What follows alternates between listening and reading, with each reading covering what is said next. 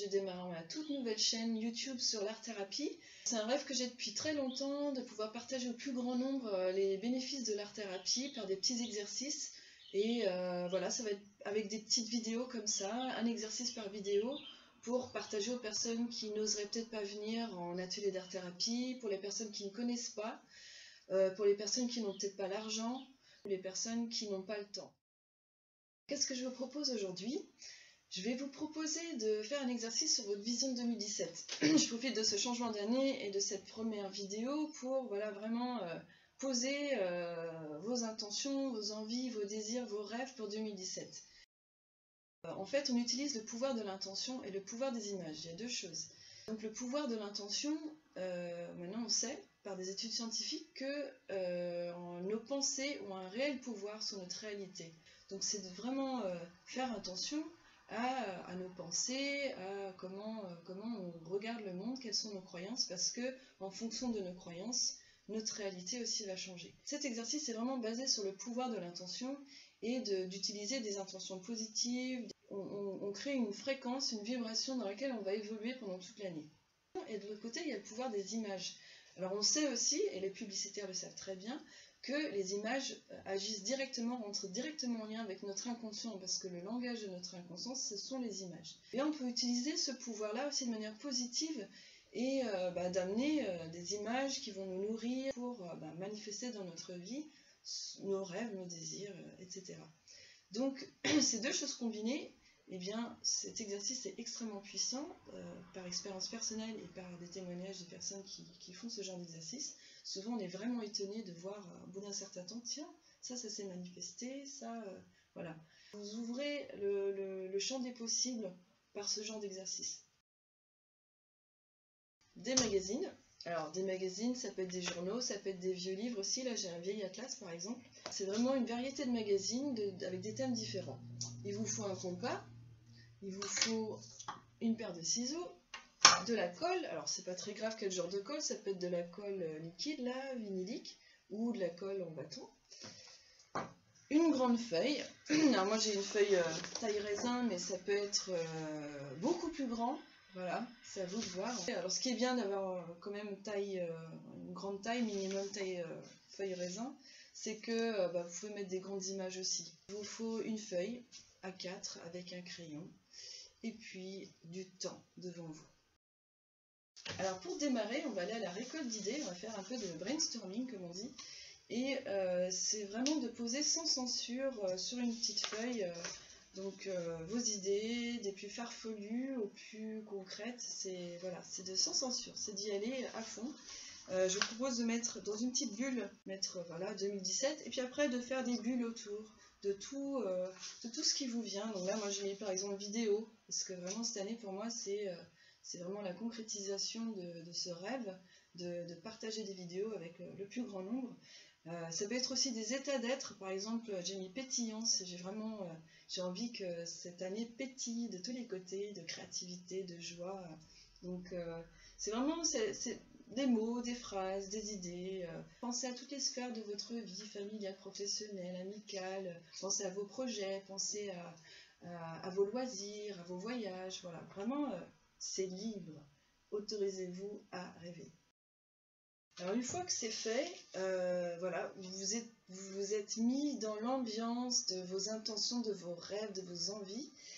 Et vous allez juste le mettre de côté. Il ne faut pas rester trop longtemps en fait sur cet exercice. Donc ensuite vous allez tracer un grand cercle. Je trouve que c'est plus puissant en fait quand on le fait dans un cercle. Si vous sentez plus de faire sur un cadre rectangulaire ou carré, c'est libre à vous. Mais je trouve que le côté cercle, ça concentre, ça...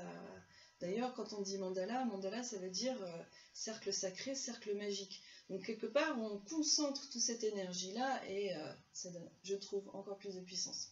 Donc, moi j'ai un petit compas d'écolier tout bête, tout simple. Pour faire un grand cercle, il faut juste mettre le crayon bien au bout, comme ça. Et puis, vous tracez votre cercle.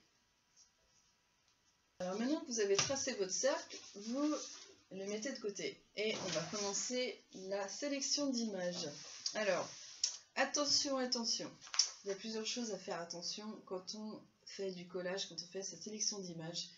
c'est que des fois on a envie de trouver une image. Donc vous laissez tomber. Par exemple, pour le mot pétillant, ce qui me vient en tête, c'est feu d'artifice. Alors si je commence à chercher une image qui pourrait ressembler à un feu d'artifice, j'ai pas fini et on perd énormément de temps.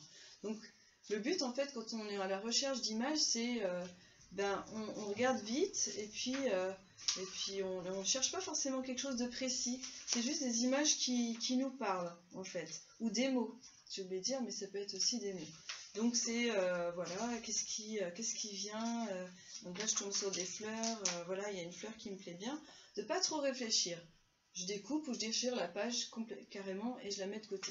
Donc pendant votre sélection d'images, c'est de ne pas vraiment réfléchir, d'aller assez spontanément et de faire confiance que votre petit brainstorming tout à l'heure, même si vous le mettez de côté, vous l'avez oublié, vous êtes dans cette ambiance-là et votre inconscient vous amènera vers des images qui seront en lien avec vos intentions.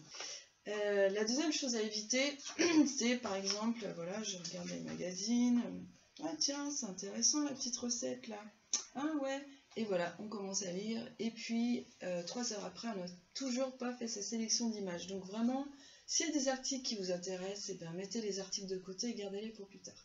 Pour éviter de tomber dans ces pièges-là, c'est de vous donner un temps limite et à la limite peut-être même mettre un chronomètre. Moi je trouve qu'en général 20 à 30 minutes c'est bien, de ne pas être du tout dérangé pendant ces 30 minutes et d'y aller à fond parce que vous serez complètement concentré. Il y a quelque chose à savoir aussi, c'est que quand vous faites votre sélection, il y a peut-être des images qui n'ont rien à voir avec vos intentions de départ, avec votre brainstorming de tout à l'heure.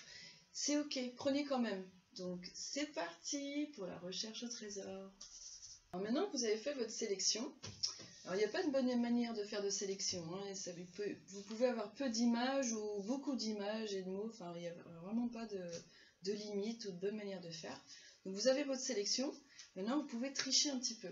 Alors vous pouvez aller sur internet, sur Pinterest, sur Google Images pour trouver les images qui vous manquent. Par exemple moi, j'ai pas trouvé d'images vraiment autour de la vidéo et de YouTube, donc un projet qui me tient vraiment à cœur pour cette année, et je suis allée chercher quelques images que j'ai imprimées, donc je vous conseille de faire la même chose.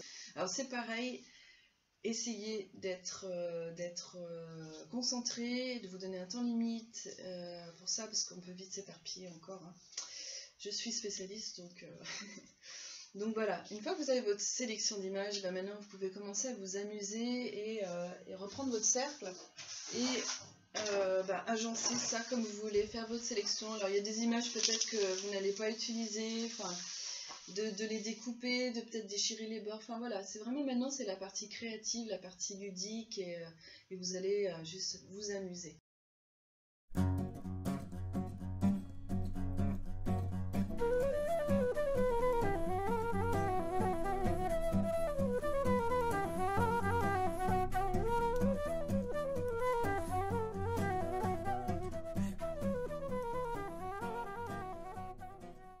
Et voilà, j'ai terminé. J'espère que vous avez pris autant de plaisir que moi à faire cet exercice.